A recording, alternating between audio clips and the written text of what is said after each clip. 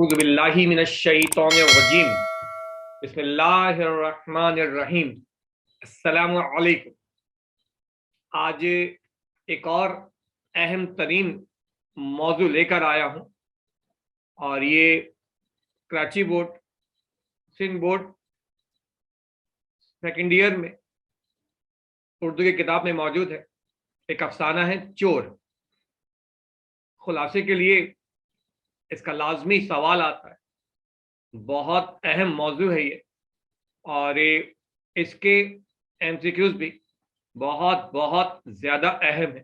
تو آج اسی حوالے سے بات کریں گے، ان کے مصنف، خلاصے اور کثیر الانتخابی سوالات یعنی ایم سی کیوز کے حوالے سے بات ہوگی۔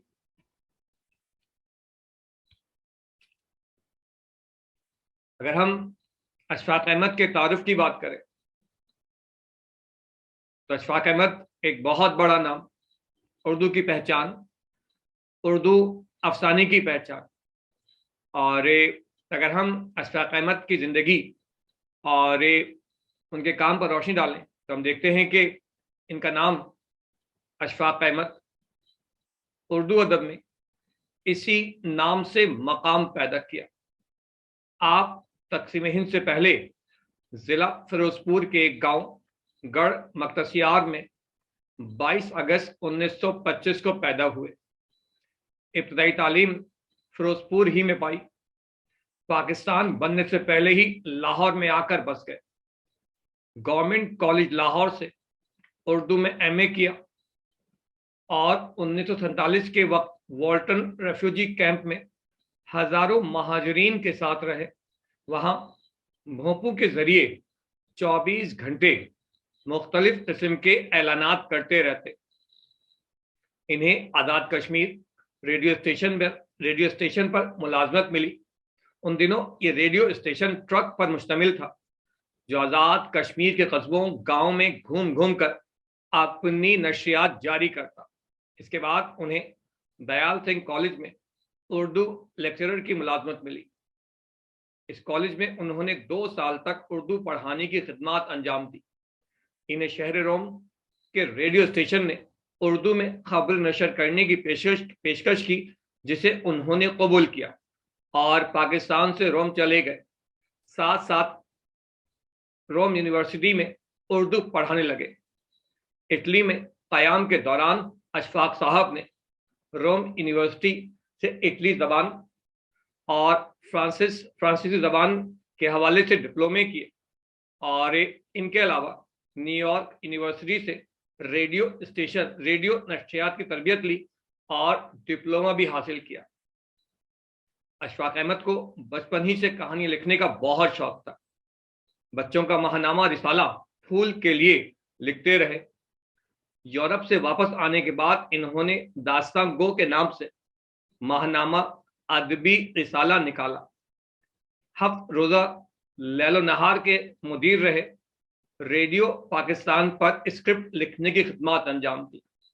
1962 یعنی کہ 1962 میں ریڈیو پاکستان سے مشہور زمانہ 7 روزہ سلسلہ تلقین شاہ شروع کیا، جو بر صغیر میں بے حد مقبول ہوا، آپ کی شہرت کا سبب بنا۔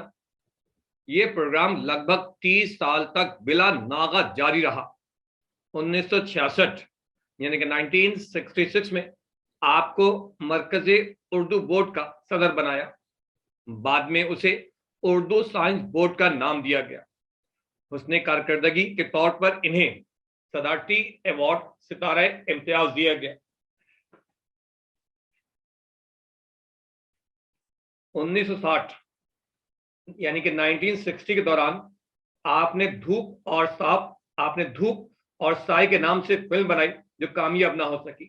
آپ کو تصوف سے بہت لگاؤ تھا۔ بابے ان کے مضامین، افسانوں، ناولوں، ڈراموں کے علاوہ ٹی وی کا مشہور ہفتہ وار سلسلہ زاویے کا اہم کردار رہا۔ بابے کے بغیر ان کی بات مکمل نہیں ہو پاتی۔ قدرت اللہ شہاب، ممتاز مفتی اور اشفاق احمد کا طرز تحریر یقیناً ایک دوسرے سے مختلف ہے، مگر ان سب کی تحریر میں بابے کے روپ میں تصوف چھایا ہوا ہے۔ ان کی مشہور افسانہ نگار، اردو کی مشہور افسانہ نگار بانو قدسیہ ان کی شریک حیات رہیں۔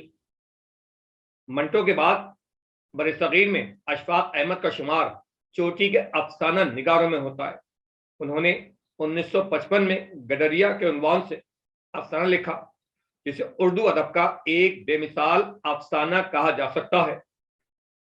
عصمت چغتائی اور کرشن چندر کے لیے یہ افسانہ سنگ میل ثابت ہوا۔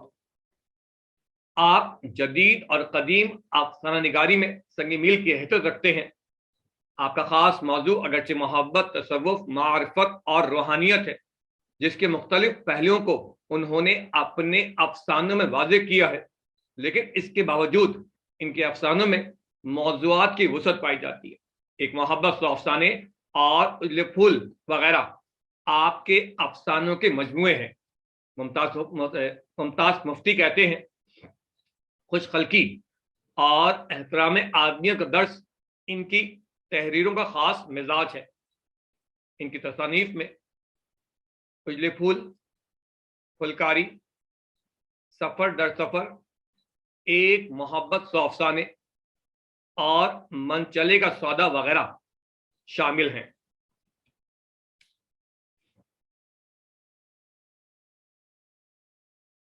گرتا ہے اپنے آپ پہ دیوار کی طرح، گرتا ہے اپنے آپ پہ دیوار کی طرح، اندر سے جب چڑکتا ہے پتھر کا آدمی۔ اس خوبصورت افسانے میں ایک عادی چور کا قصہ بیان کیا گیا ہے، جو ایک غریب آدمی کے گھر میں چوری کی نیت سے داخل ہوا۔ الماری کھولی تو کچھ دواؤں اور چند معمولی چیزوں کے علاوہ وہاں کچھ نہ تھا۔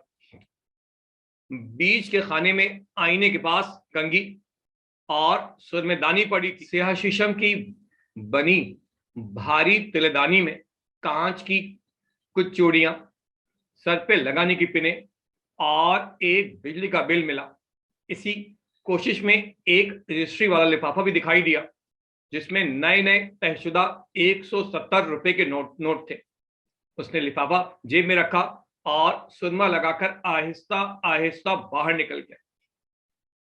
تھوڑی ہی دیر میں اتنی بڑی کامیابی، بہت خوش ہو رہا تھا، اس کا دل بھی بہت مسرور تھا۔ اپنی ترنگ میں جا رہا تھا کہ اندھیرے میں اسے وابڈا کا بڑا ٹرانسفارمر ایک جن کی صورت میں نظر آیا۔ گھر پہنچ کر اس نے خط کھولا تو روپوں کے ساتھ اس میں شکیلہ نامی عورت کا لکھا ہوا ایک خط تھا، جس سے پتہ چلا کہ بچے کے بیمار ہونے کے باعث اپنے جیٹ سے مجبوراً کچھ رقم مانگی تھی، جس پر انہوں نے بڑی بے عزتی کے ساتھ کچھ بھی دینے کو منع کر دیا۔ خط پڑھ کر چور کے دل کو بہت صدمہ ہوا، اور اب اس نے فیصلہ کر لیا، کچھ بھی ہو جائے یہ پیسہ جا کر لوٹا دوں گا اور واپس کر کے آؤں گا۔ اگلے ہی دن جب وہ رقم واپس کرنے شکیلہ بیگم کے گھر گیا تو وہاں شہتوت کے درخت کے نیچے میز کرسی ڈالے علاقے کا تھانے دار بیٹھا ہوا تھا۔ اس کے ساتھ 2 سپاہی موجود تھے، اور سامنے شکیلہ کا شوہر فریادی بنا کھڑا تھا۔ یہ دیکھ کر چور وہاں رکا نہیں اور ان کے سامنے سے گزر کر دبے پاؤں دوسری گلی میں چلا گیا۔ پریشان تھا، کشمکش میں تھا، کیا کروں؟ ایک طرف اس کا ضمیر اسے لعنت ملامت کر رہا تھا، کتنے مجبور بےکس لوگوں کے ہاں اس نے چوری کی ہے۔ دوسری طرف چور کی فطرت اسے مجبور کر رہی تھی کہ چوری کا مال ہرگز واپس نہ کرے۔ خود کو مطمئن کرنے کے لیے اس نے داتا دربار جا کر 2 رکعت نماز کفارہ ادا کی اور مختلف طریقوں سے اپنے ضمیر کو مطمئن کرنے کی ناکام کوشش کرتا رہا۔ وہ کئی مرتبہ اس گھر تک گیا، مگر ہر مرتبہ کوئی نہ کوئی جواز مل گیا کہ رقم اپنے پاس رکھ سکے۔ بالآخر 3 دن اور 3 راتیں اپنے ضمیر سے لڑنے کے بعد چور کی قوت مداخلت جواب دے گئی، چور کی قوت مدافعت جواب دے گئی۔ اس نے ایک ٹرانزسٹر ریڈیو چلایا اور 45 روپے میں بیچ دیا۔ اور 3-4 دن گزارنے کے لیے لاہور چھوڑ کر قصور چلا، لیکن اسے یہاں بھی سکون نہ ملا. اسے یہ چوری بہت مہنگی پڑی تھی، نہ کام آتی تھی، نہ اس کی جان چھوڑ رہی تھی. وہ اپنا بوجھ ہلکا کرنا چاہتا تھا، اور اپنا بوجھ ہلکا کرنے کے لیے اس نے ایک شام باہر کھیتوں میں ریل کی پٹری پر بیٹھ کر خط کو پھاڑ دیا اور پرزے پرزے کر کے اسے ہوا میں اڑا دیا.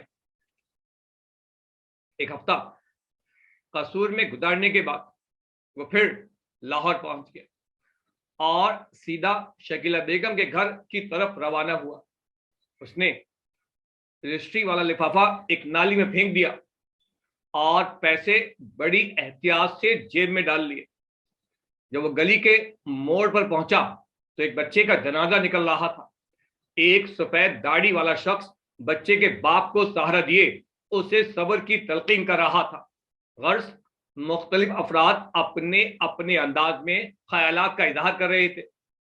جذبات سے مغلوب ہو کر بچے کے باپ نے دھاڑے مار مار کر رونا شروع کر دیا. سب چور کو لعنت ملامت کرنے لگے کہ اس نے سفر کے خرچ کی ساری رقم چرا لی. یہ منظر چور نے دیکھا، ہل کر رہ گیا. اس منظر نے چور کے ضمیر کو جھنجھوڑ دیا اور وہ زمین پر گر پڑا. 2 آدمیوں نے کندھے سے پکڑ کر اسے اٹھایا. شکیلہ کے خاوند نے بڑے تشکر اور محبت بھرے انداز میں اسے دیکھا.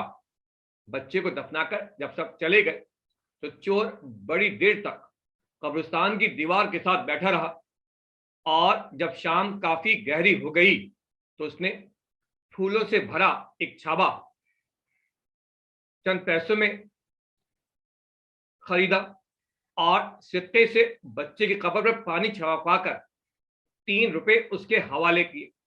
گویا یہ نیک کام کر کے اس کے ضمیر کا بوجھ ہلکا ہو گیا، جرم ختم ہو گیا، بے گناہ ہو گیا، اور اسے ان روپوں کے خرچ کا جواز مل گیا.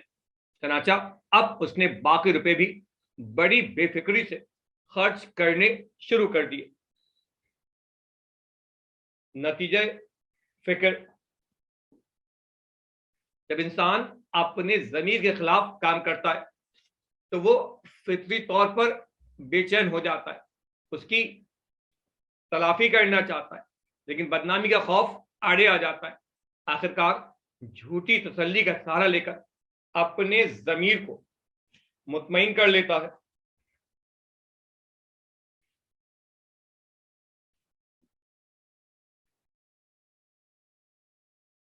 اگر ہم اس افسانے کا جائزہ لیں تو ہم کہہ سکتے ہیں کہ اشفاق احمد کا افسانہ چور مسلم معاشرے کی عکاسی کرتا ہے. طبقاتی نظام کے سبب اس معاشرے سے ایثار، ہمدردی، محبت اور خلوص جیسے جذبات ختم ہو گئے ہیں. یہی وجہ ہے کہ ضرورت پڑنے پر ایک امیر بھائی غریب بہن یا بھائی کی مدد نہیں کرتا، صاف انکار کر دیتا. اشفاق احمد نے اس افسانے میں چور کی نفسیات پر روشنی ڈالی ہے. چوری چور کا ذریعہ معاش ہوتا ہے. اسے حاصل کرنے کے لیے وہ امیر غریب میں تمیز نہیں کرتا. اس کے نزدیک دوسروں کا نفع نقصان کوئی مطلب نہیں ہوتا، اسے صرف اپنا مطلب پورا کرنا ہوتا ہے، اور دوسروں کی مجبوری اور بے بسی کا خیال نہیں کرتا. وہ صرف غرض کا بندہ ہوتا ہے. یہی وجہ ہے کہ غریب کے گھر چوری کر کے وہ ان کے بیمار بیٹے کی موت کا سبب بنتا ہے. پھر چور جذبات اور احساسات سے عاری ہوتا ہے. وقتی طور پر اسے احساس ہوتا ہے وہ غم زدہ ہے، مگر بعد میں جھوٹی تسلیوں سے غم دور کر کے حسب معمول زندگی بسر کرتا. وہ کسی سانے سے عبرت حاصل کر کے اپنے طور طریقے نہیں بدلتا، زندگی کا راستہ نہیں بدلتا، بلکہ چور چور رہتا ہے. اس میں یہی کچھ پیش کیا گیا ہے اور اسی نقطے پر روشنی ڈالی گئی ہے. M C Qs. اب باری ہے ایم سی کیوز کی. یہ چیپٹر خلاصے کے ساتھ ساتھ کثیر الانتخابی سوالات کے لیے بھی بہت بہت زیادہ اہم ہے.